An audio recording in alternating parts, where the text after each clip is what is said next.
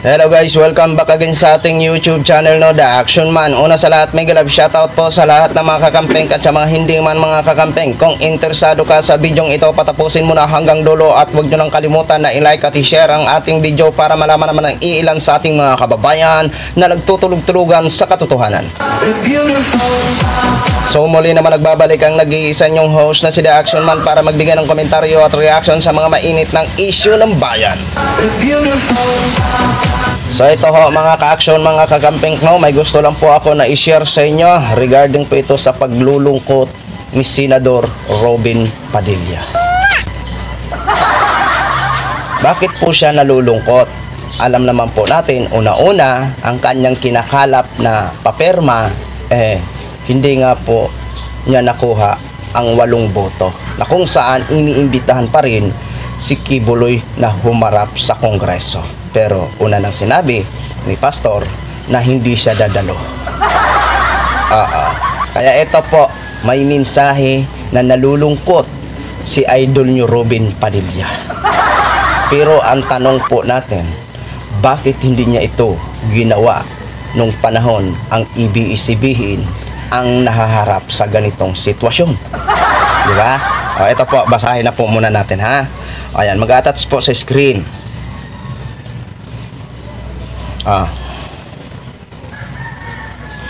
Hindi ko lamang po talaga maunawaan kung bakit paano nangyari na isang programa lamang po ay may sinasabing paglabag sa pamamahayag, ngunit buong network ang tinamaan, pina-shutdown, sabi ni Robin.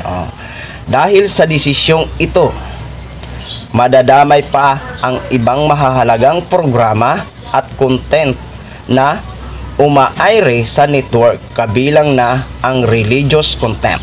Malinaw naman pong pagsasagasa ito sa ating freedom of religion at freedom of speech. Senate Robin Padilla. Okay? Yan, nalulungkot na po siya.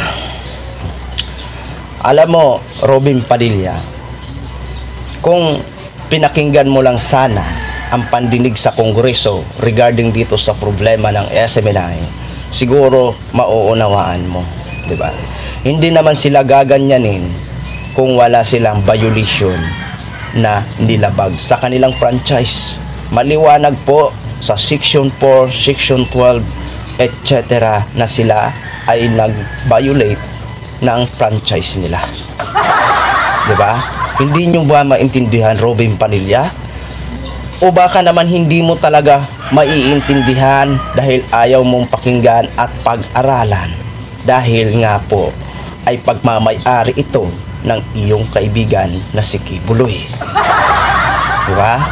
Pero noong mga panahon na ganito din ang sitwasyon ng ABS-CBN at muntika na din ang Rappler, may narinig ba kami na paglulungkot mo o pagsuporta mo o pagkondina mo nung natanggalan ng franchise ang ABS-CBN? Mukhang wala ho kami. Paano naman ikaw magkondina? Ang nagpatanggal ng franchise sa ABS-CBN ay panahon ng inyong iniidolo na si Duterte. Diba?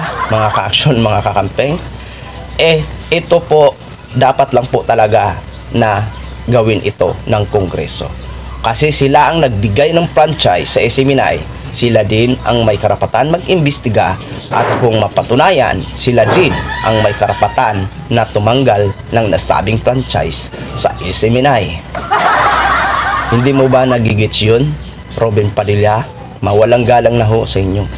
Sana naman po marunong po kayo magbasa ng batas at unawaing maigi kung tama ba ang ginagawa ng Kongreso laban sa SMNI o mali.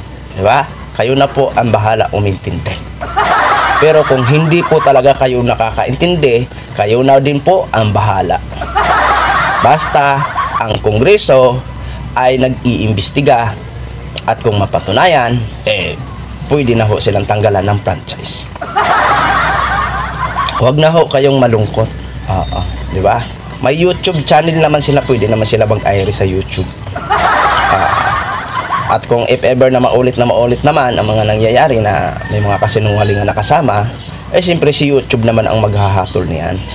Diba?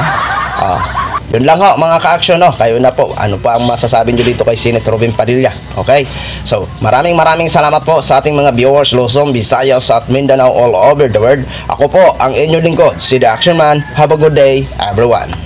Beautiful.